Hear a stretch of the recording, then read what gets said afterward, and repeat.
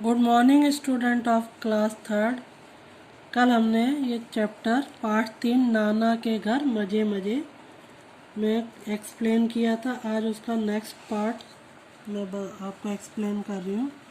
काव्या जो है नाना जी के घर गांव में घूमने गई थी और अपने फ्रेंड्स को उसने नाना जी के गांव के बारे में बताया था। तो उसके फ्रेंड्स भी उससे बोलते हैं कि हम भी तुम्हारे गांव चलेंगे और वहाँ पर गांव देखकर आएंगे। तो उसने अपने पापा को इसके लिए राज़ी कर लिया था। तो उसके फ्रेंड्स और काव्या अपने पापा के साथ उसके गांव नाना जी के घर जा रहे थे। अगले दिन काव्या के पापा की जीप में बैठकर बच्चे नाना जी के गांव की सैर को निकल पड़े। सभी बच्चे बहुत खुश थे। काव्या गीत गुनगुना रही थी और सजल ने चुटकुला सुनाया तो सभी खिलखिलाकर हंस पड़े। काव्या जो है गीत गुनगुना रही थी और उसके जो फ्रेंड्स हैं उसने चुटकुला सुनाया। रचिता और रीवा ने गीत सुनाया। विहान ने गधे की आवाज़ निकाली तो पापा भी उसके हंसने लगे। जब नाना जी का गांव दिखाई देने लगा तो काव्या जोर से चिल्लाई, वो देखो नाना जी का गांव। जल्दी ही जीप टेढ़े मेढ़े कच्चे रास्ते से होती हुई नाना जी के घर पहुंची। तो नाना जी के घर वो लोग पहुंच गए। जीप की आवाज़ सुनकर नाना नानी दोनों बाहर आ गए। काव्या नानी से लिपट गई। काव्या अपनी नानी से मिली। नानी सबको अंदर आंगन में ले गई। वहाँ एक कोने में कपिला बंधी हुई थी। कपिला कौन थी? नाना जी की गाय, जिसका नाम था कपिला। उसका बछड़ा टुकुर टुकुर नए मेहमानों को देख रहा था। तो उसका कपिला का जो बछड़ा था वो सबको देख रहा था। काव्या दौड़कर गई और उसने बछड़े को प्यार से सहलाया। जैसे उसने उसको सहलाया तो काव्या को देख कपिला ने अपने पन से गर्दन हिलाई। तो कपिला गाय भी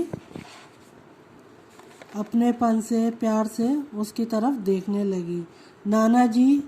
नानी जी जलपान ले आई। जलपान करके बच्चे नाना जी के साथ गांव घूमने निकल पड़े।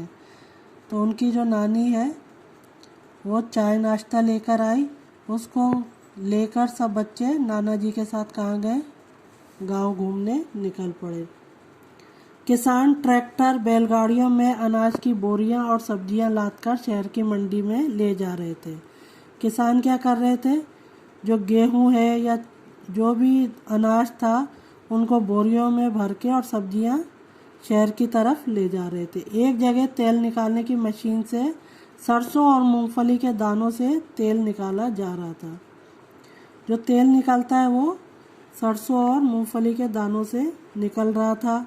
एक मैदान में हाट लगी थी। हाट में गांव के स्त्री पुरुष बच्चे तरह तरह की चीज़ें खरीद रहे थे। हाट मतलब एक छोटा सा मेला।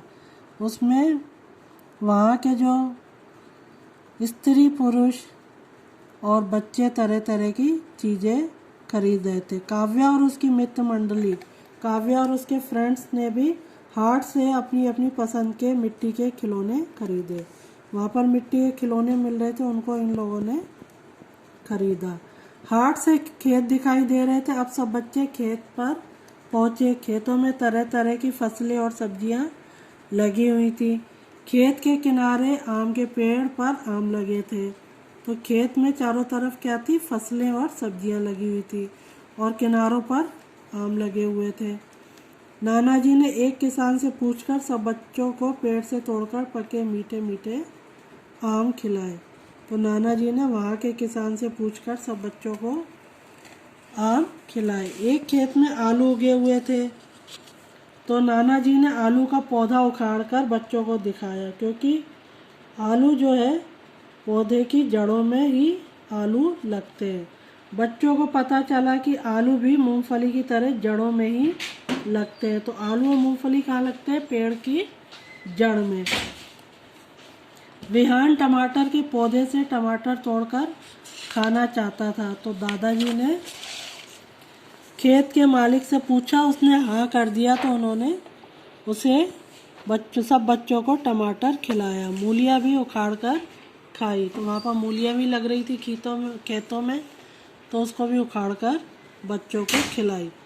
पास में गन्ने का खेत भी था, वहाँ गन्ने का रस निकाला जा रहा था। एक कढ़ाई में रस उबालकर गुड़ भी बनाया जा रहा था। रस निकाल के क्या बनता है, उसका गुड़ बन रहा था।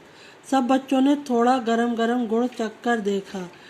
बच्चों को गुड़ बहुत स्वादिष्ट लगा, बहुत अच्छा लगा उनको गुड़ खाकर। एक खेत में कुछ स्त्रियां काम करते हुए लोकगीत गुनगुना रही थी। कुछ औरतें क्या कर रही थी, खेत में लोकगीत गुनगुना रही थी। गीत सुनने में बच्चों को बहुत आनंद आ रहा था, बहुत खुश हो रहे थे बच्चे। काफ़ी समय हो चुका था। नाना जी ने बच्चों से घर वापस चलने को कहा और सभी घर की ओर चल दिए। घर आए तो खाना तैयार था। नानी के घर के सामने बच्चों के लिए चारपाई बिछा दी। घर आए तो नानी ने सबके लिए खाना बना रखा था और बच्चों को चारपाई पे बिठाया। वहाँ से दूर दूर तक गांव की सुंदरता दिखाई दे रही थी। सांझ हो आई थी, सांझ मतलब शाम। आसमान में सूरज की लाली छाई हुई थी। उड़ते पक्षी, नाचते मोर और पेड़ पौधों का देखकर ऐसा लगता था जैसे सामने कोई सुंदर पेंटिंग बनी हो। बच्चे गांव की सुंदरता को देखते रह गए। ये सब चीज़ें उन्होंने देखी तो उनको बहुत अच्छा लगा। मंद मंद शीतल हवा और फूलों की महक से बच्चों का मन आनंद से भर गया। नानी ने खाने के लिए तरह तरह की स्वादिष्ट चीज़ें बनाई हुई थी। नानी ने सबके लिए बहुत ही स्वादिष्ट चीज़ें बनाई थी। उनमें गर्मा गर्म पूड़ियाँ, कचौड़ियाँ, बेसन की पकौड़ियाँ, कच्चे आम की चटनी, आलू मटर टमाटर की चटपटी सब्जी बच्चों ने खूब चटकारे लेकर खाई। नरम नरम मीठे गुलगुले रचिता और सजल को बहुत पसंद आए। जो नानी ने गुलगुले बनाए थे वो रचिता और सजल को बहुत पसंद आए। नानी ने मेवों की खीर भी बनाई थी। बच्चे मज़े से खाते जा रहे थे और प्रकृति का आनंद भी ले रहे थे। स्वाद स्वाद में बच्चों ने खूब खाया और नानी ने भी उन्हें बड़े लाड से खिलाया। ये देखिए सब बच्चे मज़े से खा रहे हैं और ये सारा गांव का दृश्य भी देख रहे हैं। खाने पीने के बाद काव्या के पापा ने वापस चलने को कहा। बच्चों का मन तो नहीं था, पर अगले दिन उन्होंने स्कूल भी जाना था, इसलिए सबने नाना नानी से विदा ली। नाना नानी की आंखें नम हो गई। सब बच्चों ने उन्हें प्रणाम किया। जीप में वापस चल दिए। रास्ते भर सब बच्चे यही गाते रहे, नाना के घर मज़े मज़े, नाना के घर मज़े मज़े। ये आपका चैप्टर कंप्लीट हुआ। अब आपको इसकी बुक एक्सरसाइज और क्वेश्चन आंसर्स करने हैं। Thank you.